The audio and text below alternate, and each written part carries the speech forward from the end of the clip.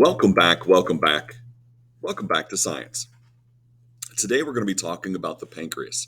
The pancreas has a major role in human health, and it's said that in the next 10 to 20 years that the amount of people with type 2 diabetes will increase by 400%. That is astronomical.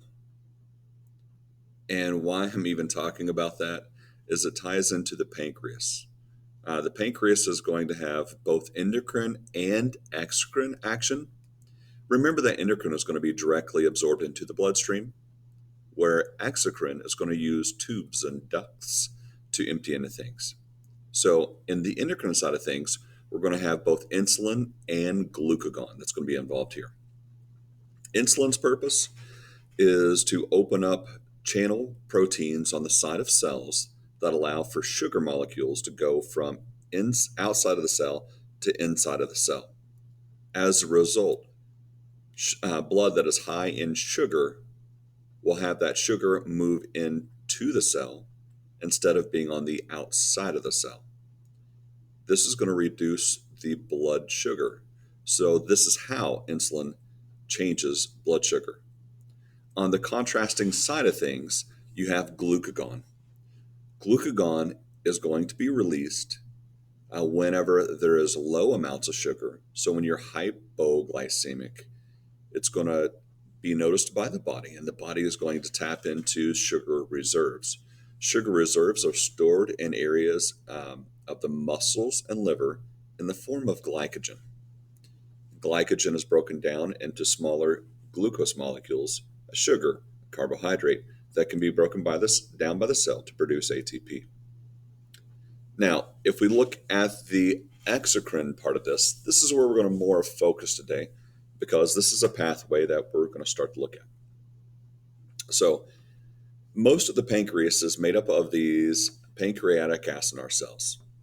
So, they're going to release tiny amounts of pancreatic juice and to these tiny ducts, and these are going to be the pancreatic duct. Essentially, there's two major ducts that you're going to see in the pancreas, the accessory, and you have the main. So the pancreatic duct, you're going to have it's going to move with something called the common bile duct. Let's take a look at it. So here is the common bile duct. You can see the left and right hepatic ducts that are going to be here emptying into the common hepatic duct. You can see the gallbladder emptying the bile into the bile duct, and this is all going to move down together right here and join right beside this. And if you zoom up on this, and here we get to the structure here.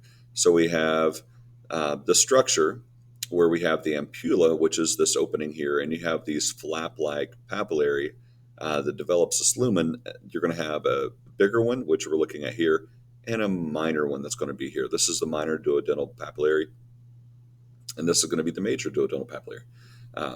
So you're going to have the major pancreatic duct. Here's the accessory duct that's going to be emptying off.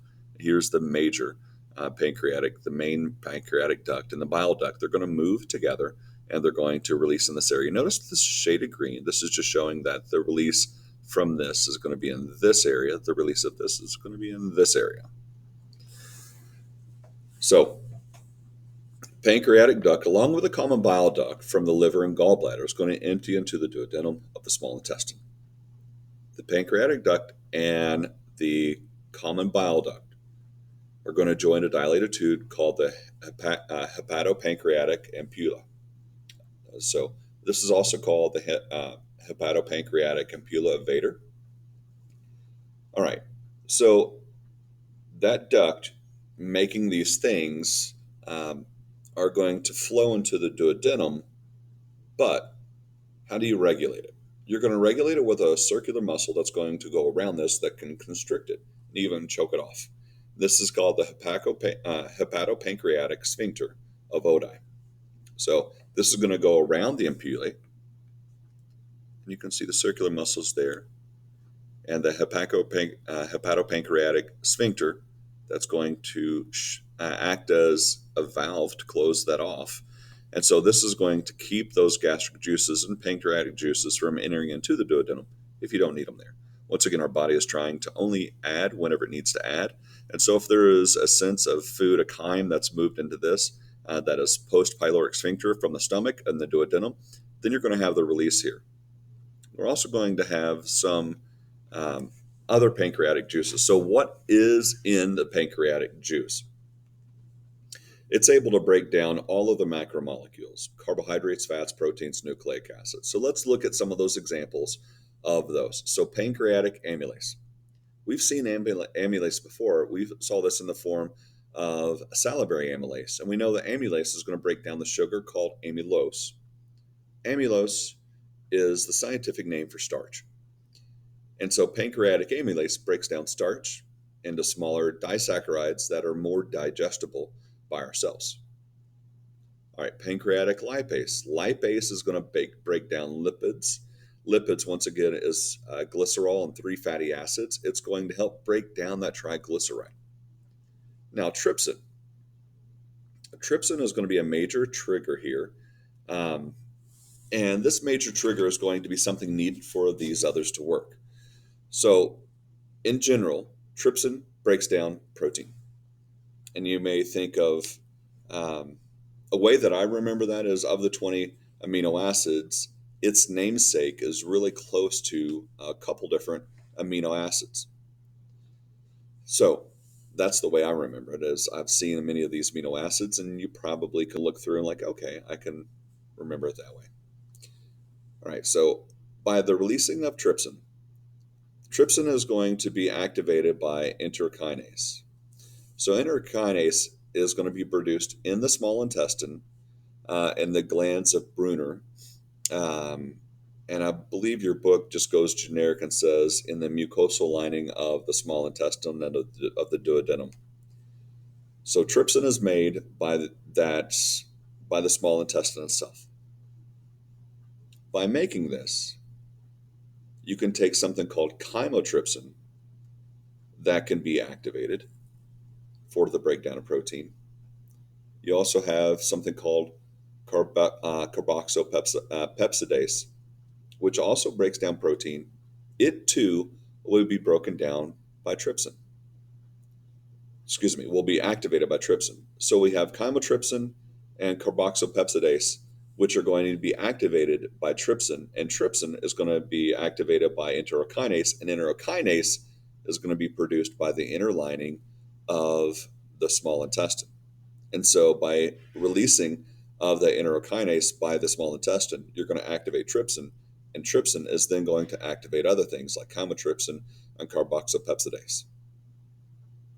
So kind of neat. We see a chain of events that occurs. All right, nucleases break down nucleic acids. And finally, we have bicarbonate ions. Bicarbonate ions, I think most people would be thinking about this, but your digestive juices of your stomach, that pepsin that's there, that's activated by the hydrochloric acid that's there, you're emitting some of that hydrochloric acid into your small intestine. And one would, immediately think like, why don't we digest our own small intestine with the digestive juices? I mean, we could literally eat the intestines of an animal and digest it. So how are we able to digest intestines while we don't digest our own intestines? So part of that is bicarbonate ions. By adding these bicarbonate ions, it's going to neutralize the acidity and cause it to become much more alkaline in nature. And this is going to buffer the stomach acid. So bicarbonate ions are going to be one of those like, hey, let's just calm that acid to be more of a neutral pH. All right, so hormones, we have secretin and cholecystokinin, also called CCK. So we have secretin. Secretin stimulates the pancreas to release pancreatic juices high in bicarbonate ions, and we've already identified why the bicarbonate matters. Cholecystokinin, CCK, stimulates the pancreas to release the gastric juices that are high in enzymes. The nervous system also is involved in this. Once again, rest and digest. During the cephalic phase, where we're going to have taste, smell, sight, this is going to be a part of it, and also the gastric phase. The parasympathetic impulses are going to stimulate the pancreas to secrete digestive enzymes. if your parasympathetics are like suppressed because of it, it is a stressful situation, you don't have much digestion.